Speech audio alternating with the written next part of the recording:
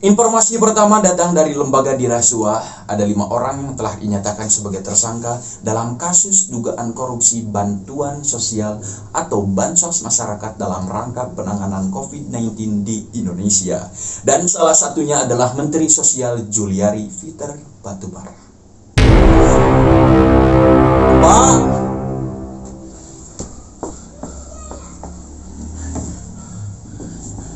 Pak, tolong tangkap saya. Pak, tolong tangkap saya. Pak, tolong tangkap saya.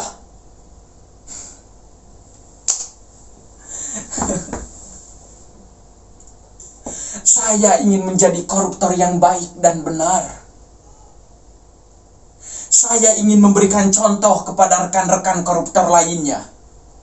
Tak baik melarikan diri. Lebih baik duduk tenang di pengadilan. Kalau ingin sembunyi, bukankah tempat persembunyian yang paling aman bagi para koruptor justru ada di pengadilan? Tenang saja, kita tidak akan diperlakukan macam maling ayam. Paling ditanya sedikit-sedikit, basa-basi, minta hasil bagian korupsi. Tak ada ruginya kita berbagi pada hakim, jaksa, polisi. Anggap saja zakat buat mereka. Toh, itu juga bukan uang kita.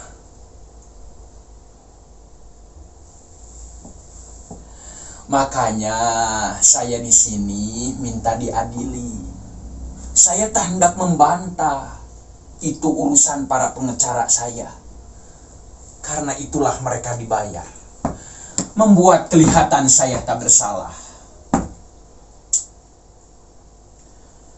Jadi Bapak tidak akan membantah kalau Bapak koruptor kakap? Justru itu, di sini saya mau meluruskan anggapan keliru yang menyatakan koruptor macam saya tak lebih benalu bangsa tak berguna. Koruptor macam saya jelas aset bangsa.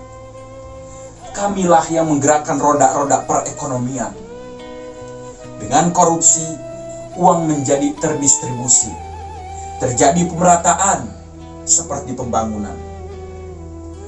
Korupsi juga terjadi di segala bidang. Kami tak menikmati untuk sendiri. Kami ikut menyumbang pembangunan rumah ibadah, menyantuni anak yatim, membantu korban bencana, menyokong kegiatan olahraga, iuran 17 Agustusan, banyak. Karena koruptor yang baik dapat tahu cara bagaimana mengelabui. Dengan berbuat baik, kami bisa dihormati. Duduk di depan bila ada hajatan. Diminta sambutan di pengajian.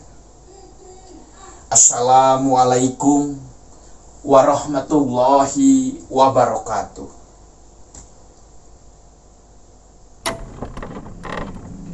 Bagaimana Pak dengan para mahasiswa yang terus menuntut para koruptor dipenjarakan? Naib,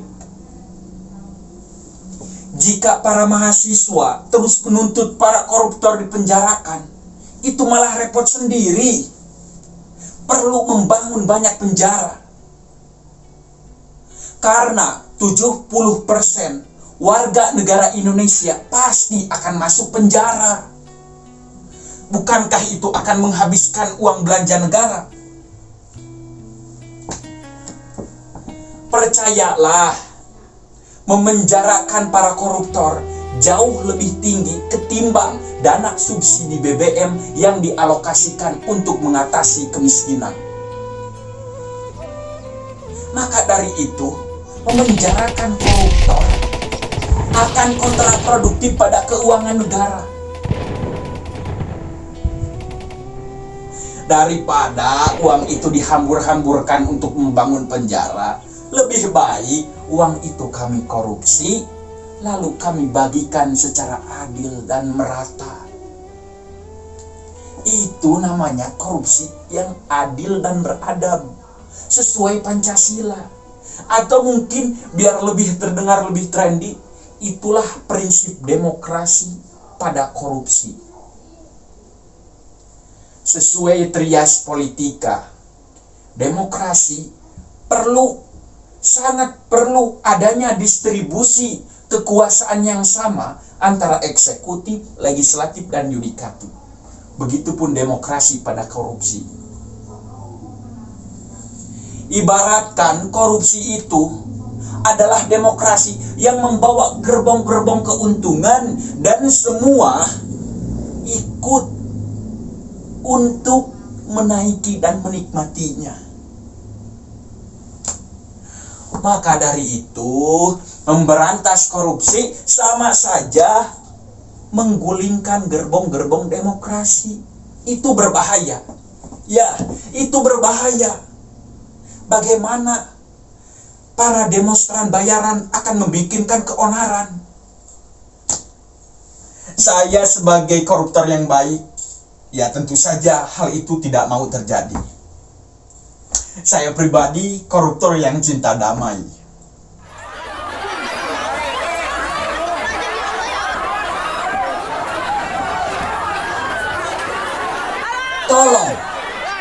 Tolong jangan pojokkan kami. Tolong jangan pojokkan kami. Kalau soal unjuk kekuatan, kami juga bisa menggalang aksi besar-besaran.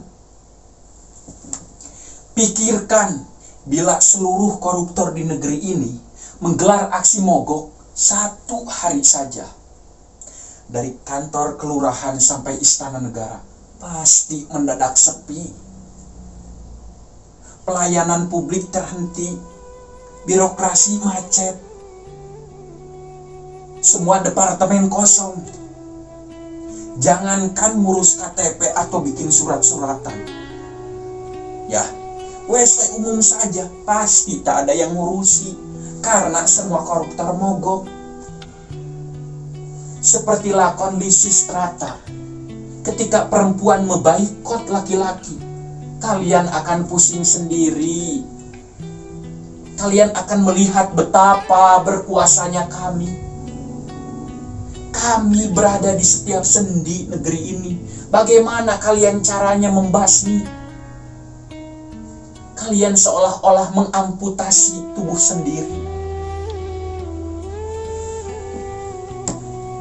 Maka dari itu, marilah kita hidup rukun, berdampingan dengan damai. Yang korupsi ataupun tidak, apa sih bedanya? MH Ainun Najib bilang, kesalahan adalah kebenaran yang tertunda.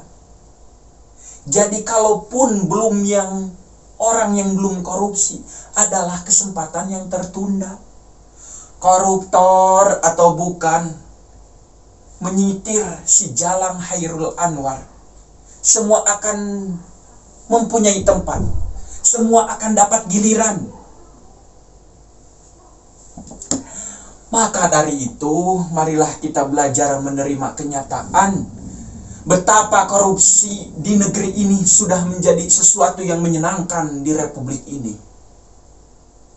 Anggap saja para koruptor itu adalah bagian dari perekonomian kita. Udah numpuk utangnya, banyak pula yang koruptornya. Saya pribadi tidak malu mengakui kalau diri saya ini koruptor. Malahan saya bangga bisa berkata seperti itu. Seperti terlepas beban saya, rileks. Dan saya siap dihukum secara sebenar-benarnya. Saya tidak mencari sensasi dalam semua ini. Justru saya memberikan tauladan. Saya sebagai koruptor masih bisa menjadi seseorang yang budiman. Sekalipun dia maling, dia adalah maling yang budiman. Seperti Robin Hood, seorang koruptor kian peduli pada wong cilik. Karena siapa lagi yang peduli pada wong cilik? Sebab partai-partai sudah tidak memikirkan nasib wong cilik yang terus-menerus terpuruk dalam kemiskinan.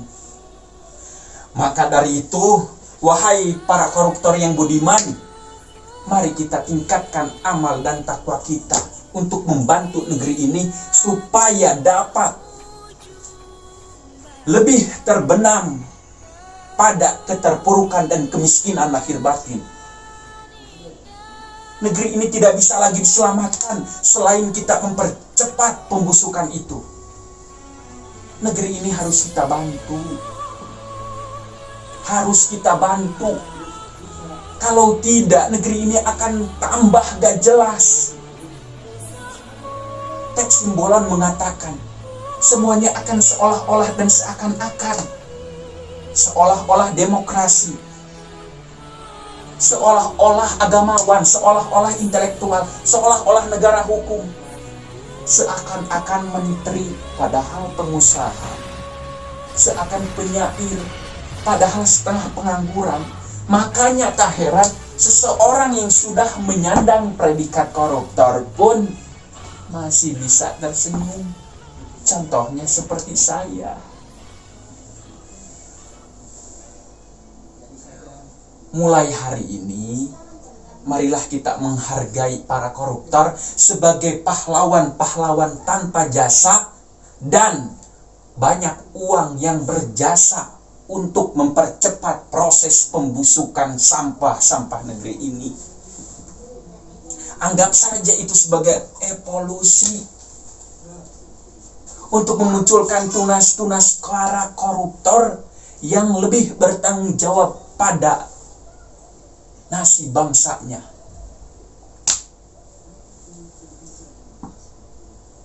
Jadi, Bapak dengan cara menyerahkan diri sudah begitu baik gitu. Terus terang,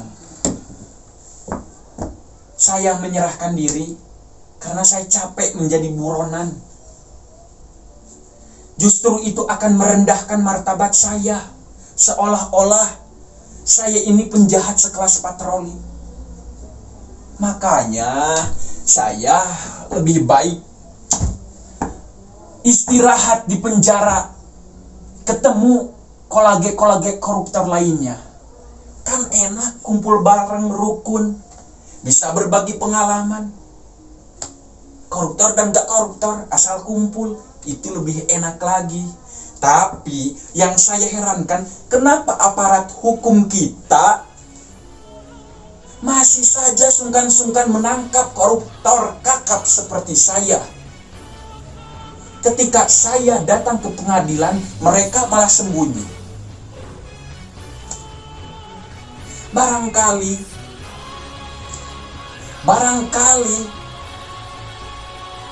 aparat hukum kita itu memang sudah percaya bahwa koruptor kakap seperti saya ini adalah aset bangsa yang perlu dilindungi.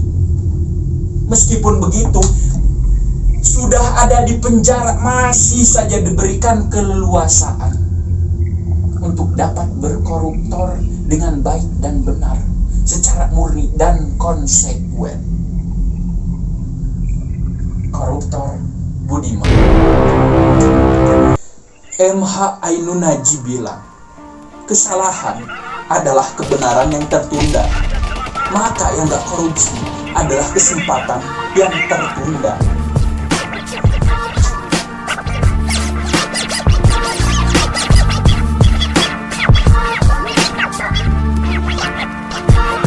Dari aku pecah dalam lagu. Pemerintah angkat dagu, merah putih berlabuh, rakyat dijadikan babu. Ini negara hukum, kenapa tidak rukun? Semua lunas terbayar, mesti uang yang mendukung. Politik sulap menyulap, jadi polusi. Soal suap menyuap, sudah jadi tradisi. Demo bikin rusuh, konflik undang musuh. Tanda tangan palsu, manuver ganda yang membasuh. Jeritan anak bungsu, alam bebas yang mengasuh. Dimana kata merdeka sedangkan krisis terus menjajah waktu. Ingat, kita tidak bodoh, jangan mau diperbudak oleh ego. Kelaparan merajalela bagai hidup di negara asing. Buka mata pemimpin saat merah putih terombang ambing.